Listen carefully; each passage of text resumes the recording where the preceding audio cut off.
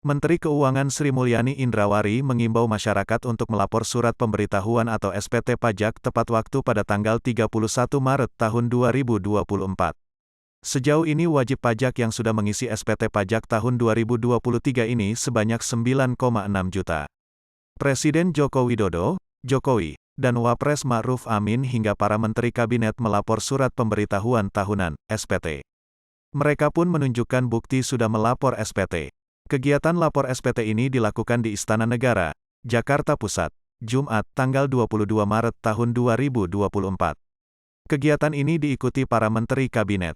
Pelaporan SPT itu secara simbolis dilakukan oleh Jokowi dan Ma'ruf. Keduanya duduk di meja yang telah disediakan.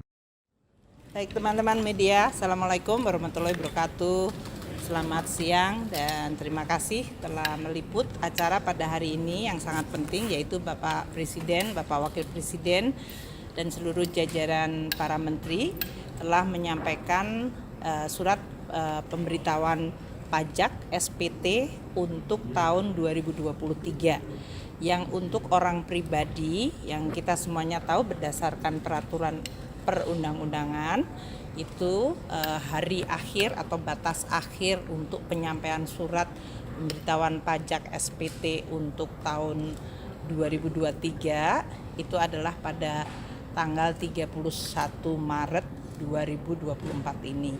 Jadi pada bulan-bulan ini memang dihimbau seluruh masyarakat yang memiliki pendapatan di atas pendapatan tidak kena pajak, yaitu di atas 54 juta per tahun, mereka diharapkan untuk mengisi untuk SPT tahun 2023-nya. Hari ini Bapak Presiden, Bapak Wakil Presiden, dan seluruh menteri telah melakukan kewajiban tersebut dan tadi telah disampaikan dalam bentuk penyerahan secara elektronik. Untuk tahun ini pada tanggal 21, jadi ini masih ada 9 hari ke depan dan bisa dilakukan secara elektronik ya. Jadi tidak perlu harus pergi ke kantor pajak. Sampai dengan tadi malam jam 23 sudah masuk 9,601.041 SPT dari orang pribadi di dalam data kita. Ini naik 7,7%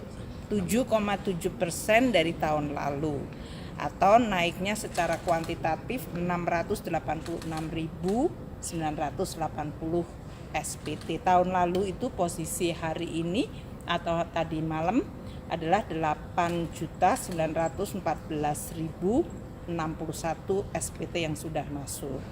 Ini adalah suatu hal yang sangat baik dan kami dari sisi Kementerian Keuangan, Direktorat Jenderal Pajak ingin menyampaikan terima kasih kepada seluruh masyarakat yang sudah melaksanakan kewajiban SPT-nya bagi mereka yang memiliki pendapatan di atas pendapatan tidak kena pajak.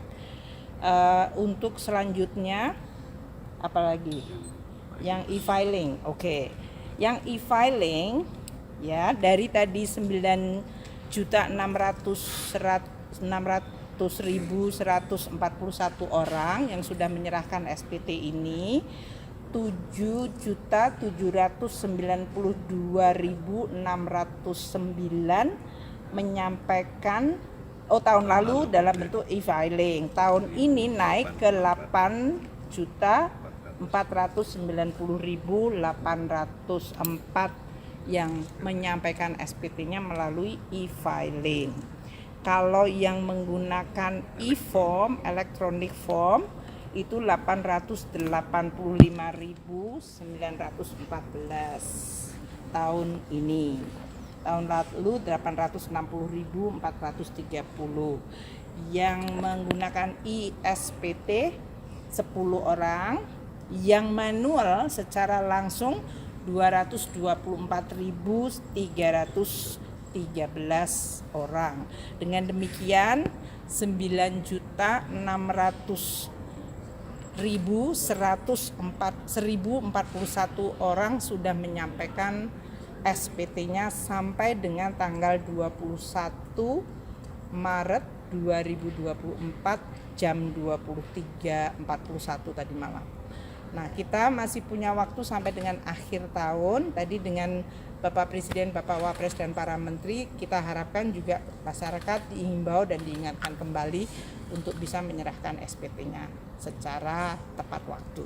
Kalau ada berbagai pertanyaan, Direktorat Jenderal Pajak akan terbuka untuk bisa membantu bagi masyarakat yang ingin memenuhi kewajiban penyerahan SPT. Itu ya. Terima kasih. Kan kalau tahun lalu sekitar 11 jutaan warga yang melaporkan Total. SPT secara total ya Bu. Kalau untuk tahun ini harapannya supaya lebih banyak lagi warga yang mau memenuhi kewajiban ini apa Ya, aja kita sih lakukan selain- dengan terus melakukan sosialisasi, edukasi. Kita menyampaikan melalui berbagai media, termasuk hari ini dengan secara simbolik Bapak Presiden, Bapak Wapres dan para menteri menyampaikan. Kita juga dari seluruh, baik di kantor pajak pusat sampai dengan para kanwil dan kantor operasional, kantor pelayanan, kami terus membuka diri, dan biasanya menjelang sampai dengan akhir bulan ini kita lembur, kita buka. Jadi kita akan terus mengingatkan, menyampaikan, dan terus mengencourage ya, mendorong masyarakat untuk bisa memenuhi kewajiban pajaknya secara benar. untuk menguatkan kepercayaan masyarakat sendiri pada Dirjen Pajak seperti apa Bu? Sejauh ini kan biar gimana tetap aja masyarakat tetap kadang-kadang ragu ya Bu. Betul. Karena banyak kejadian Kita akan terus menyampaikan kepada masyarakat langkah-langkah perbaikan, tentu sebagai institusi yang bertanggung jawab terhadap penerimaan negara, yaitu dalam bentuk pajak. Kita sampaikan langkah-langkah reformasi apa yang dilakukan, koreksi kalau ada yang melanggar, atau dalam hal ini melakukan tindakan yang ditengarai fraud. Kita monitor di internal kita, ada 3 layer untuk bisa melihat, dan itu kemudian kita lakukan tindakan disiplin sesuai peraturan perundang-undangan. Namun kita juga terus meningkatkan kewaspadaan ya, karena sekarang ini kan modusnya juga bermacam-macam. Dan yang kedua juga kita bekerja sama dengan seluruh masyarakat untuk ikut mengawasi, karena itu sangat bagus untuk mendapatkan feedback. Dan kalau memang ada langkah-langkah yang dilakukan itu berindikasi kriminal, kita akan menyampaikannya kepada aparat penegak hukum. Jadi dari sisi enforcement kita lakukan, dari sisi pembenahan di dalam seperti Cortex yang sekarang sedang dibangun dengan sistem yang makin baik, transparansi, dan juga dari sisi tata kelola yang baik kita akan terus lakukan.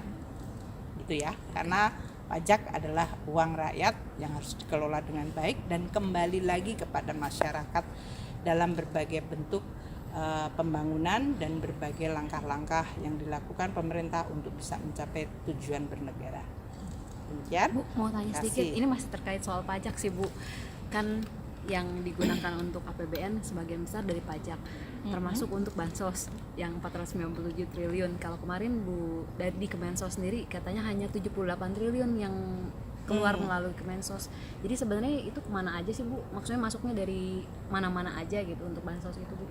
Kalau perlindungan sosial di dalam Undang-Undang APBN kan sebetulnya sudah disampaikan ya pada saat kita dengan DPR sudah menyetujui undang-undang itu, dan kemudian waktu Bapak Presiden menyampaikan DIPA-nya kepada seluruh kementerian lembaga dan pemerintah daerah, itu kami menyampaikan bahwa alokasi per fungsi seperti pendidikan, kesehatan, perlindungan sosial waktu itu sudah disampaikan di dalam Undang-Undang APBN 2024 untuk perlindungan sosial, dan termasuk bansos di dalamnya itu 479 triliun.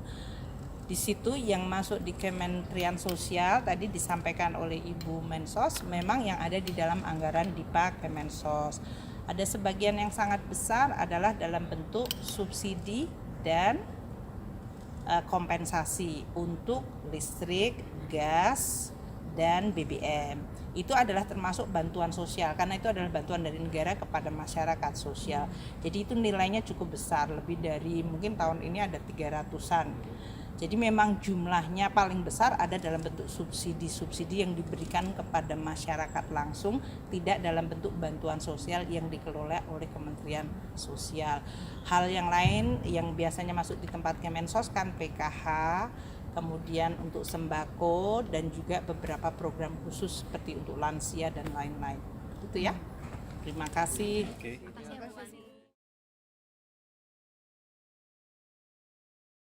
Jangan lupa subscribe ya.